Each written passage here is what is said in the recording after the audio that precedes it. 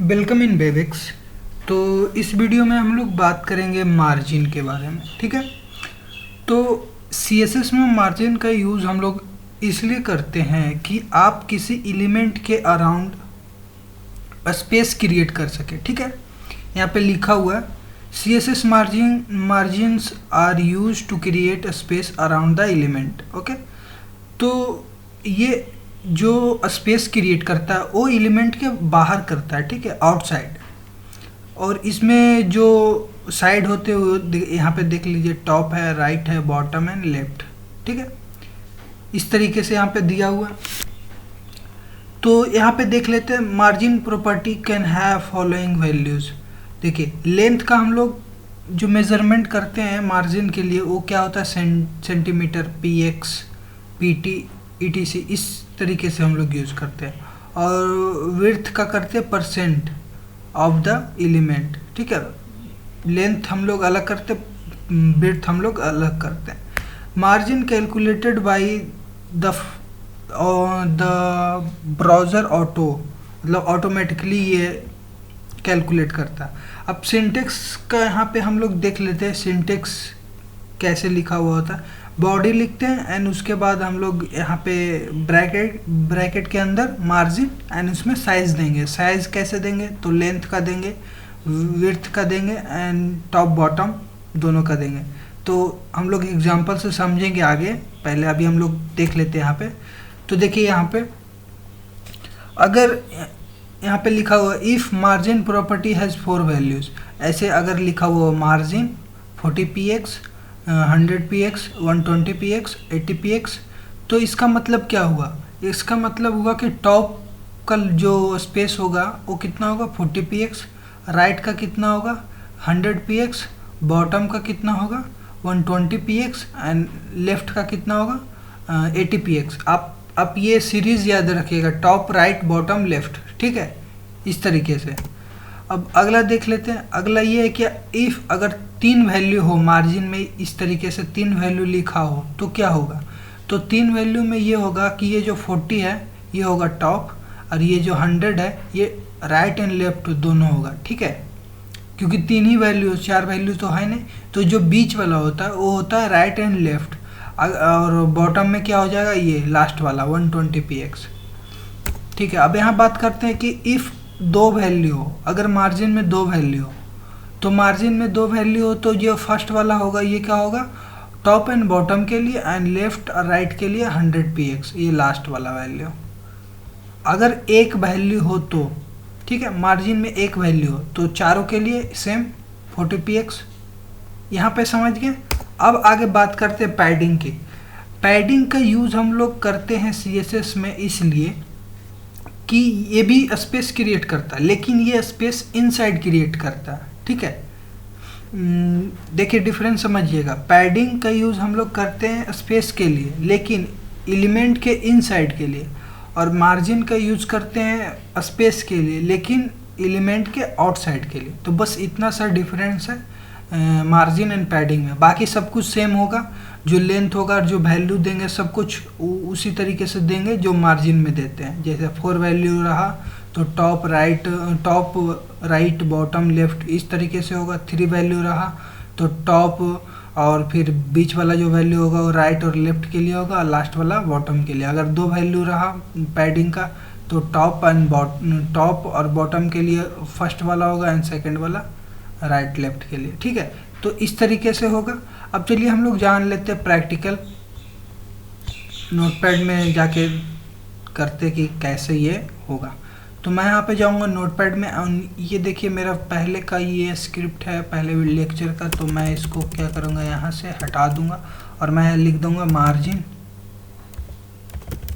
ठीक है, margin and padding, ये हो गया। टाइटल में मैंने लिखा। अब मैं यहाँ से क्या करता हूँ, ये बॉडी टैग को पहले मैं यहाँ से हटा देता हूँ पूरी तरीके से, स्टाइल को मैं रहने देता हूँ एंड इसके अंदर मैं यहाँ पे H1 टैग में चेंज कर देता हूँ। मैं यहाँ पे लिख देता हूँ क्या, H1 टैग। ओके, यहाँ पे मैं लिख देता हूँ मार्जिन एंड पैडिंग। पैडिंग, ठीक है। इसके बाद मैं यहाँ पे एक पी टैग लेता हूँ,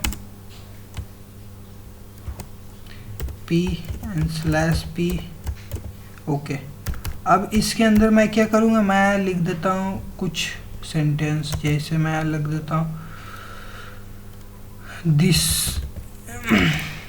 video is all about margin and padding, ठीक है। ये लिख दिया मैंने। अब मैं क्या करूँगा, मैं जाके क्रिएट करूँगा इसमें पी टैग में मार्जिन एंड पैडिंग। तो पहले मैं यहाँ पे स्टाइल में जाऊँगा एंड मैं यहाँ पे लिखूँगा पी एंड इसके बाद मैं कर्ली ब्रैकेट दूंगा एंड इसके बाद मैं इसके अंदर जो है लिखूँगा मार्जिन, ठीक है। उसके बाद मैं यहाँ पे वैल्यू 4 तरीके से पहले मैं देता हूँ, ठीक है। मान लीजिए मैं दे रहा हूँ 80px, उसके बाद यहाँ पे स्पेस 10px, ठीक है। उसके बाद मैं दे रहा हूँ यहाँ पे 50px, तो मैं यहाँ पे 40px कर देता हूँ अगला एंड यहाँ पे मैं कर देता हूँ, ठीक है। यहाँ पे मैं दे देता हूँ 90px। तो यहाँ पे आप समझ रहे हैं कि ये जो है ये किसके लिए है, ये है टॉप, ये है राइट, ये है बॉटम और ये है लेफ्ट, ठीक है। अब मैं यहाँ पे क्या करूँगा, इसके अंदर एक सेमीकोलन दे देता हूँ एंड ये हो गया मार्जिन। अब मैं इसको क्या करूँगा, कंट्रोल एस करूँगा और यहाँ पे जाके रन करूँगा। ये देखिए ये जो है ये यहाँ पे लिखा हुआ आ रहा है, ये देखिए यहाँ से ये क्या बोलते हैं स्पेस, और इधर से स्पेस और इधर से स्पेस और इधर से स्पेस, चारों तरफ से स्पेस है। तो अब यहाँ पे मार्जिन मैंने क्रिएट कर लिया। अब मैं चाहूँ तो यहाँ पे पैडिंग का भी मैं दे देता हूँ, इसी में कर देता हूँ मैं पैडिंग का भी, पैडिंग मैंने ले लिया एंड यहाँ पे मैं इसी वैल्यू को अगर मैं कॉपी कर दूँ और कॉपी करके मैं यहाँ पे पेस्ट कर दूँ, ओके एंड मैं इसको कंट्रोल एस करके यहाँ पे रिफ्रेश करूँ तो ये देखिए इसमें चेंज आ रहा है। अभी थोड़ा अंदर से भी क्रिएट हो गया सेम चीज़, समझ में आया।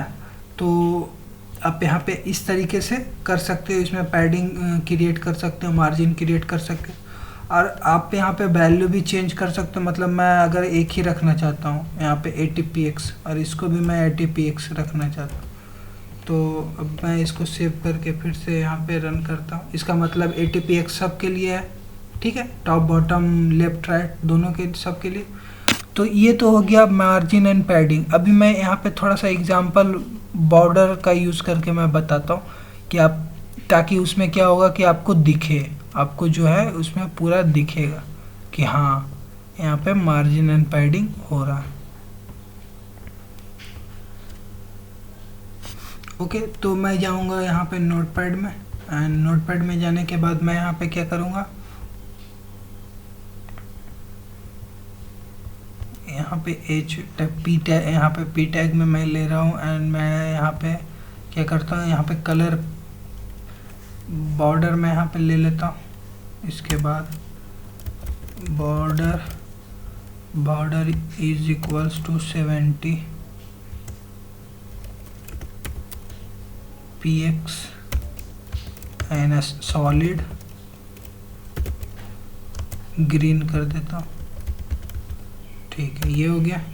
अब मैं इसको कंट्रोल एस करूँगा एंड देन मैं जाके इसको रन करूँगा, ठीक है।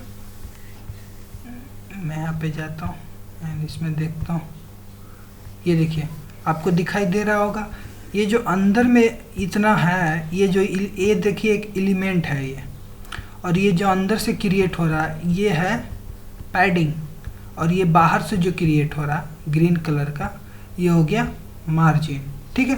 तो ये दोनों से आपको समझ में आ गया होगा कि हाँ आप इस तरीके से जो कि है क्रिएट कर सकते हैं मार्जिन और पैडिंग। तो इसका यूज़ बहुत होता है, ठीक है, इसका यूज़ हम लोग बहुत करते हैं CSS में। तो यहाँ जो इस वीडियो को हम लोग यहीं पे ख़त्म करते हैं और मिलते हैं नेक्स्ट वीडियो में।